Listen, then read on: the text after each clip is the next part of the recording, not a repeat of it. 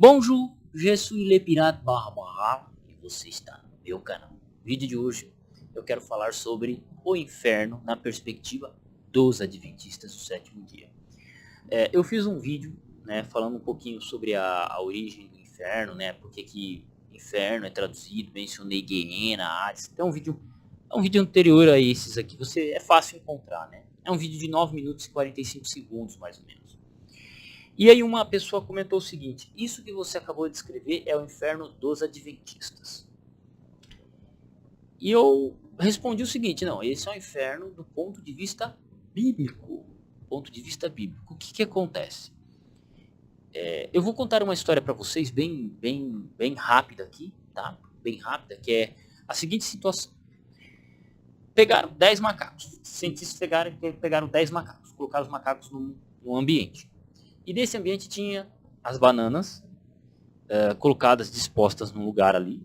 E toda vez que o macaco ia pegar a banana, ele pegava a banana. Quando ele pegava a banana, caía água em cima de todos eles. Olha só que louco. Então, o primeiro foi lá, pegou a banana e caiu água água fria em todos eles. Aí o segundo foi pegar a banana, caiu água fria em todos eles.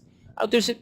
O que acontece? Depois de um tempo, eles pararam de pegar a banana. Por quê? Eles entenderam que toda vez que eles iam pegar a banana naquele lugar, a água caía em cima deles. O que os cientistas pensaram? Agora, beleza. Tiraram um macaco e colocaram outro. Um novo. Ele viu a banana, o que ele foi fazer? Ele foi pegar. Quando ele foi pegar a banana, os outros 9 desceram a cacete nele. Pá, desceu o cacete nele. Beleza. Aí, eles foram lá e tiraram mais um macaco daqueles velhos e colocaram um macaco novo. E foram fazendo assim até trocar os 10 macacos. Sabe o que era engraçado? Você já tinha essa segunda geração de macacos que não viu a água cair sobre eles, mas que toda vez que era tirado um macaco e colocado outro, e esse macaco ia na banana, os outros 9 batiam nele. Por que eles faziam isso? É porque caiu água sobre eles? Não. É porque eles aprenderam, quando eles entraram lá, eles aprenderam que quando eles iam pegar aquela banana daquele lugar, eles apanhavam. Então eles faziam a mesma coisa com aqueles que chegavam. E dentro de determinadas igrejas, ou dentro das igrejas como um todo, isso inclui qualquer igreja, inclusive a igreja que eu frequento, acontece que a pessoa lá entra, ela vai sendo doutrinada, e ela não questiona muito, ela não entende muito o porquê. Ela não entende muito o porquê. No caso, muitas vezes a gente chega em igreja, que a pessoa nasceu na igreja, ela não tem muita noção do que é viver fora daquilo. Então, beleza. A gente entende o porquê de algumas coisas, mas quem nasceu naquela igreja, naquela denominação ali, o cara que frequentou aquela igrejinha ali, naquele mundinho dele, ele não tem muitas noções de várias coisas.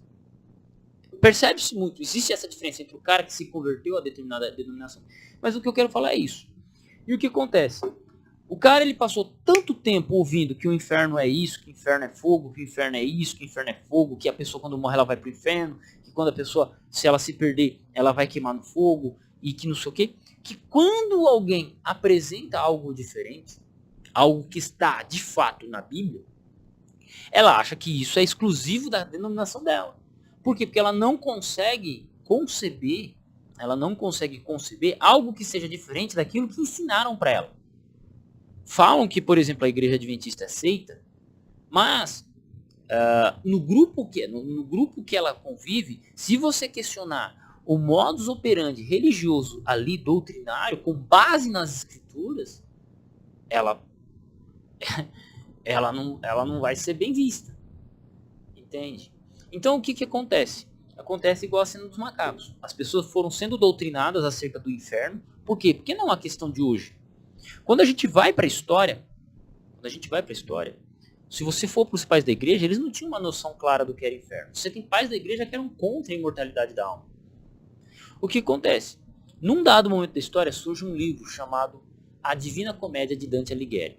Dante Alighieri escreveu um livro chamado A Divina Comédia, que posteriormente, e ele faz uma descrição do inferno, que posteriormente esse livro passa a ser utilizado pela Igreja Católica. Porque é uma grande obra literária, mas que a Igreja Católica achou interessante, achou relevante, e isso se tornou padrão. Então, lá desde a Idade Média, É ensinado que o inferno é isso, que o inferno é aquilo, que o capeta anda com um tridente. E o que acontece? Isso se passou para as denominações protestantes, de maneira geral. Tanto que a visão sobre o inferno, para muitas pessoas de várias denominações, é muito confuso. Se você apresentar o texto de Apocalipse 20, que o inferno foi lançado no lago de fogo, você fala assim, tá, se o inferno é um local de fogo, por que ele é lançado no lago de fogo? A morte e o inferno são lançados no lago de fogo. A pessoa ela não sabe responder, porque ela nunca parou para analisar esse texto. E, peraí, se o inferno é um local de fogo, só que para eu explicar isso completamente, concretamente, eu tenho que ir no grego. Ali é a palavra Hades, que significa sepultura. E que a palavra Hades, em mais de 10 textos no Novo Testamento, é traduzido por inferno. Só que o inferno também traduz outra palavra grega, que é o Gehenna, que significa local de juízo, que é um local que nem fogo. Então, quando a pessoa mistura sepultura com um local de juízo e fogo, ela acha que o inferno é um local quente e profundo. Que é uma variação do latim. Né? Do latim, tanto Hades quanto Gehenna no Novo Testamento são traduzidos como infernos. E isso se passou, que quando alguém hoje, como eu estou fazendo aqui, apresenta o tema do ponto de vista bíblico e histórico, o que vai acontecer? Não, isso aí é exclusivo da sua denominação. Não, porque a Bíblia não apresenta isso. Mas ela nunca parou para analisar o texto bíblico. Ela nunca parou para questionar, peraí, quantas palavras falam sobre o inferno? Nós temos a palavra Hades e a palavra Gehenna. E como elas são aplicadas no Novo Testamento? Opa, toda vez que a palavra Hades aparece, ela tem o conceito de sepultura, de lugar profundo, de lugar onde os mortos vão. Por quê? O Hades, ele traduz a palavra Sheol. Só que Sheol é um local onde os mortos vão. Justos e injustos.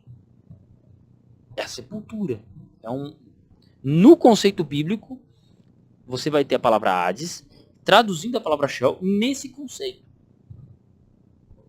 Só tem um texto, claro, que eu posso tratar depois, que Hades aparece relacionada com punição, que é a parábola do rico e o ladrão. Mas ali é uma história que o foco não é o sofrimento disso daqui, mas sim a conclusão da história. Mas isso fica para outro momento.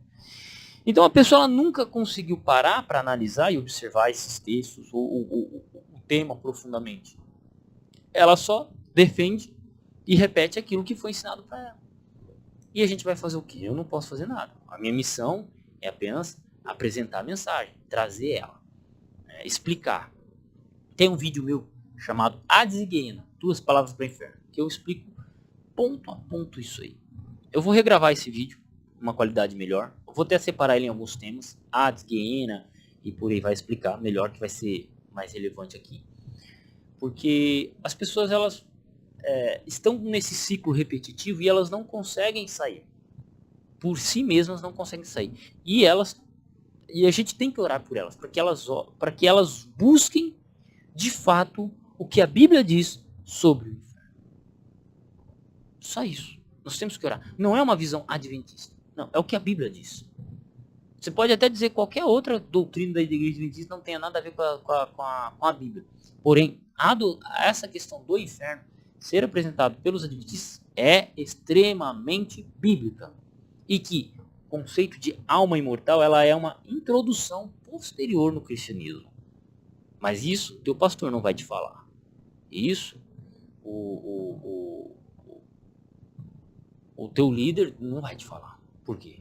Porque às vezes a pessoa ela já passou tanto tempo ali ouvindo aquilo que fica difícil dela pensar diferente. A mesma coisa é, por exemplo, a igreja ser a noiva de Cristo. Já foi repetido tantas vezes, tantos pastores falaram, tantos homens inteligentes falaram. Se você for estudar na Bíblia quem que é a noiva de fato, as pessoas têm dificuldade de receber isso. Entende? Mas também é assunto para outro tema, para outro contexto. E tamo junto no campo de batalha. Caso tenha gostado desse vídeo, se inscreva, assine as notificações. Na descrição você encontra meu Pix. Caso queira conversar comigo, só me seguir no Instagram, Adolfo Clair. E aí o meu telefone está lá. E tamo junto no campo de batalha. Caso queira pedir algum tema de vídeo, só deixar aqui também no comentário. Comenta aí o que você acha. E se acha que eu estou viajando na maionese, aguarde os próximos vídeos que vocês verão.